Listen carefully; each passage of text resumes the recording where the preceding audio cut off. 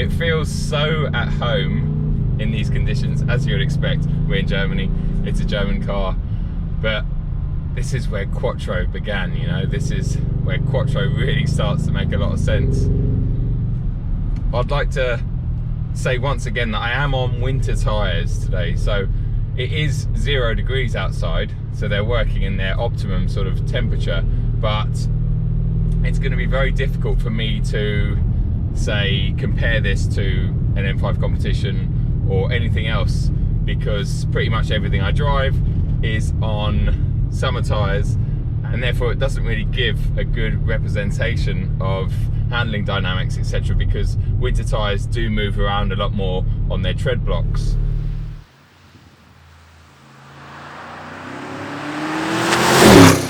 In the UK, there's going to be 3 levels of RS6 trim to choose from on the configurator.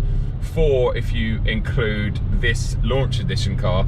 There's only 110 of these though, so I'm guessing they'll probably sell out pretty quick. We've got the base RS6, which comes with a lot of standard equipment. Again, refer to my first drive video to see what the base RS6 comes with, or go onto the Audi configurator, and that retails at about £92,000 on the road.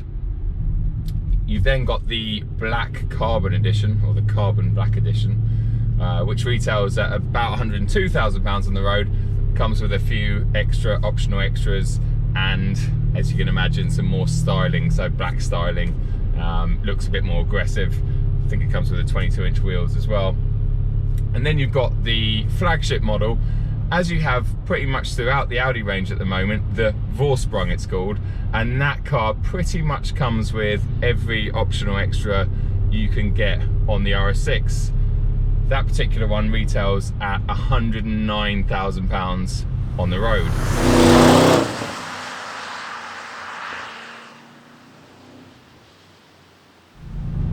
This is powered by a 4-litre V8 twin turbo, producing 590 horsepower and 800 newton meters of torque. It's the same engine and outputs as the one that was in the RS Q8 that I drove at the end of last year, and it made reasonably light work of that 2.3 ton car, so you'd expect it to do an even better job with this, which it does. But this new C8 RS6 is actually 2.1 tons, which is a lot of weight. They've always been heavy RS6s, but that's about 200 kilos heavier than an M5 competition.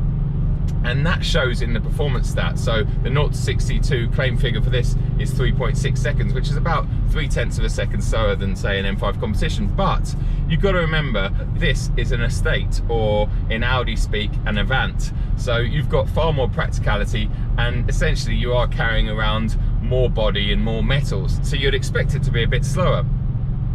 Also, what you've got to remember is that I'm sure Audi are going to bring out a performance model, or a plus, or whatever they end up calling it, a bit further down the track, and that's probably going to have way in excess of 600 brake horsepower and be more comparable performance wise to something like an E63S or the M5 competition.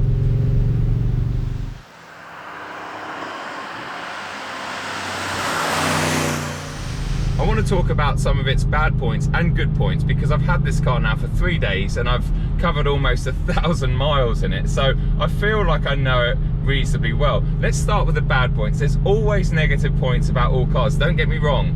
Don't start hating me in the comments if I start talking about bad things with this car, because I absolutely love it, but there are bad things, like there are with pretty much every single car on sale today. First thing is the doors. They don't close easily. I'm guessing that they were built and designed to have soft close fitted to them, but when they haven't got the soft close option, they don't close. You've got to slam them, and it's quite frustrating. I've probably had that issue about 50 times in the 3 days. And when I was with my buddy yesterday, he had the same problem when he was getting in and out of the passenger door, so it wasn't just me. They're a little bit frustrating. This particular car, launch edition, £102,000, it hasn't got a head-up display. That's a bit frustrating for me. I know it's got a wonderful Audi virtual cockpit and they look beautiful, but really I want to be looking through the glass and through the windscreen. And when you're used to driving a car with a head-up display, especially a premium super estate like this, you would expect it just to come with a head-up display as standard in 2020. The seats, well, I've talked about the seats in my original first drive video. I've grown to like them a little bit more, but like all Audi and Audi RS seats, they're not really designed for the bigger person like me at 6'4". They just, the top part of them just doesn't do it for me. My shoulders are nowhere near the supports, and although they're very comfortable, and I've got no complaints in terms of spending a lot of time in this car over the last few days, they just don't support me as well, and they're nothing like the seats that are in an M5 or an M5 competition. The cabin, again, this is a launch edition, so I'm sure the Vorsprung's a bit nicer. It's a beautiful cabin in here, just as it is in a regular A6. But there's not really enough in here telling me that I'm in Audi's, you know, flagship RS6. There's really hardly anything, in fact. There's a couple of small little nice details, like if you go into the car settings, you can see there's actually a picture of an RS6 there, the grille with a little RS6 badge, which is quite cool. And obviously the dash is more of an RS specific dash. But I'm not a fan of complete touchscreen stuff, and it does show fingerprints, and I've been in here for a while, and I've produced a lot of greasy fingerprints, and even when I wipe them down, they come back immediately as soon as I press any of the controls. The last slight negative about this RS6 is the wheel design. I think the wheels look fantastic in pictures. They look fantastic when the car's stationary because they really fill the arches. These are 22-inch. Comes with 21-inch standard, but these are 22s, which are just absolutely massive, and they fill the arches really nicely. But I just don't like the design of them. I just think they look too chunky. They don't look particularly lightweight, and I just think Audi RS could do a better job with their wheel designs at the moment. When I think back to the past, like the C6 RS6 or the B7 RS4, they had some cracking wheel designs and they look fantastic, and I just think today's ones on the RS4 and 5 and on this RS6, they're just not that exciting.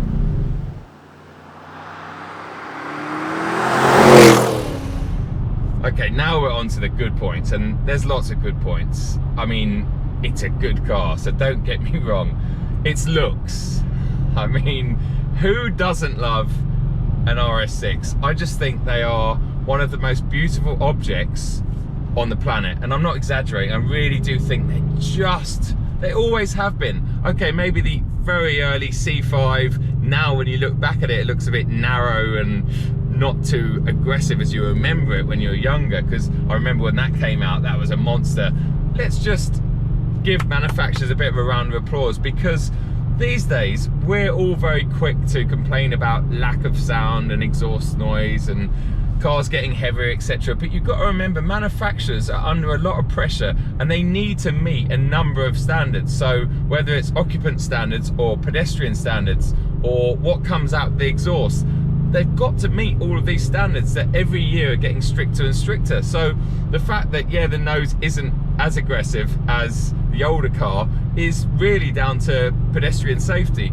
And the fact that, yes, it doesn't sound as good as the old car, it doesn't sound as loud, is to do with all the filters that are stuffing up the exhaust. But that's not Audi's fault.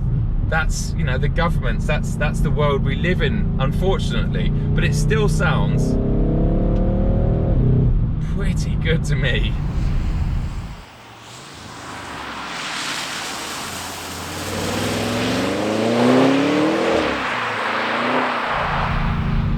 Something else that I absolutely love with this car is the fact that it is an Avant. I love station wagons, estates, tourings, whatever you want to call them. I just love them because they're super practical, but I also think they always look cooler. Like the M340i in a touring just looks mega. Nick Pritchard's M3 Touring that I'm going to do a video on very soon, probably one of the sexiest cars in the world. And this, the RS6, yes, they went through a phase of doing them in saloons as well, and they are cool when you look back on them, but this is just, it's just such an object, and it's so practical. It's £100,000. People spend that, no worries, on a base spec Range Rover diesel. I mean, you'd have to be mad. You'd have to go and get your head looked at if you bought a Range Rover over one of these. And you can't argue with me that you need the Range Rover to be, you know, capable of going off-road, etc. Because unless you live in a very extreme place, this RS6 will do all of that, because I've tested it over the last couple of days. It's unbelievable. With the air suspension, it will lift right up as well, so I've got lots of ground clearance.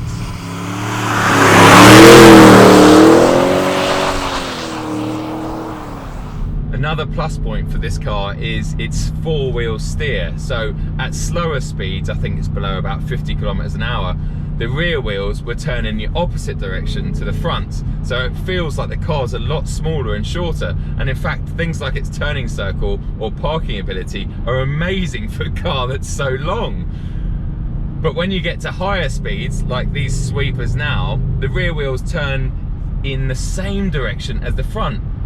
So it kind of takes a lot of load off the axles, and the car just changes direction really well, especially on motorways and, like I said, through long sweepers like that. It just feels really, really nice and agile, and actually strips away some of the overall mass of the car.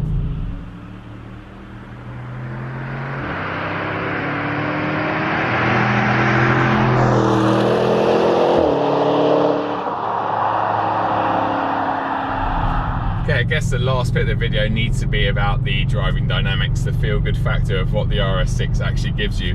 So I've pressed the RS mode button on the steering wheel, which is new to the RSQ8 and now the RS6. In fact, it was on an RS model years ago, but it's very similar to, say, an M button. You can have your specific presets in there, so your suspension in whatever setting you want. I've got it in the sort of medium setting, your throttle pickup, etc, etc. And it's just a very quick go-to button. So when you're on the fly and you get to roads like this, you just press it a couple of times to get RS2 and off you go. What's it like to drive when you push on? Well, it's pretty impressive, I have to say. You can feel the momentum, but it really does shrink around you, this car, much thanks to the amazing suspension technology, the Quattro system, and the all-wheel drive, or all-wheel steer, sorry, system, which really does make the car shrink around you. It doesn't feel like it's well over 2 tons with me sitting in it. It just feels brilliant. The sound of the engine, yes, it's muted, but again, I think we really need to celebrate manufacturers like Audi still giving us that.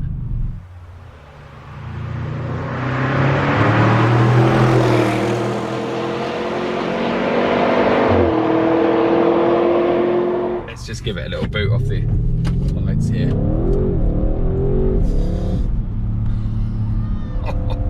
What a car! Driving position is pretty good. I can't really fault it, if I'm being honest.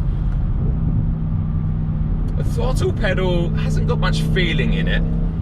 It's kind of a little bit of a, I don't know, there's just, it feels the same all the way down. It doesn't seem to ramp up as you put your foot down, so you kind of lose feeling in it.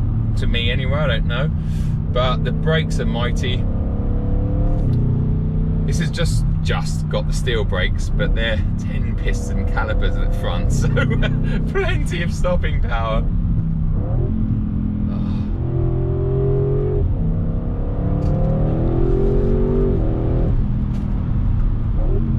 When you put the RS mode on, you also get an RS specific dash, and you've got a big rev counter in the middle, and goes up and it changes colour as you're going up through the rev range, and then it goes red and starts flashing at you to change gear. It's just, it's mega. It's all part of the feel-good factor in this car. But it just feels so planted and stable through all this.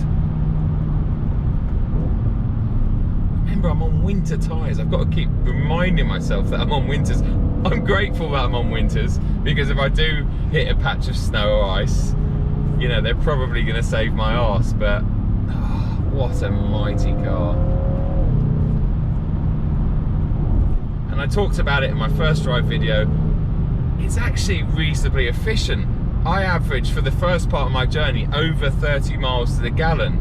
Yes, that went down substantially when I started pushing on a bit in France, and then when I got to Germany and I VMAXed it, obviously that just destroyed my MPG. But on a normal motorway run back home in the UK, you would have no issues averaging over 30 miles to the gallon, which I think in a car like this, with this much performance and practicality, is really, really impressive.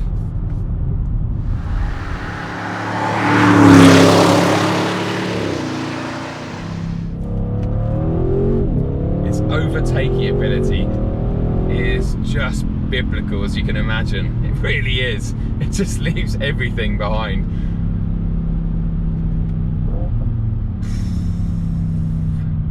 I am going to miss this car. I'm going to miss these roads. This trip's just been absolutely epic.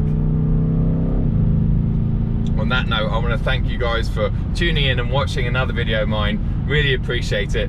Please subscribe if you haven't already. Give us a thumbs up if you enjoyed this video. Thanks a lot to Audi UK for inviting me on this trip. It has been absolutely mega. I really love this car. Do I love it more than an M5 competition? I don't know. Certainly some bits of it, yes. Other bits of it, no. But what a package. That's all I can say. What a package. And for my American followers, you can now buy this in the States. How cool is that? I mean, I am chuffed for you guys, because I've seen it over the years. You're always moaning about the fact that you don't get certain cars. You didn't get the M135 or M140. You didn't ever get the RS6. Now you do. So awesome. Congratulations. And yeah, I hope if you can afford one, you go out and get yourself one. Right guys, as I'm stuck behind the truck, I'm going to sign off. Thanks a lot for watching. I'll see you at the next video. Cheers.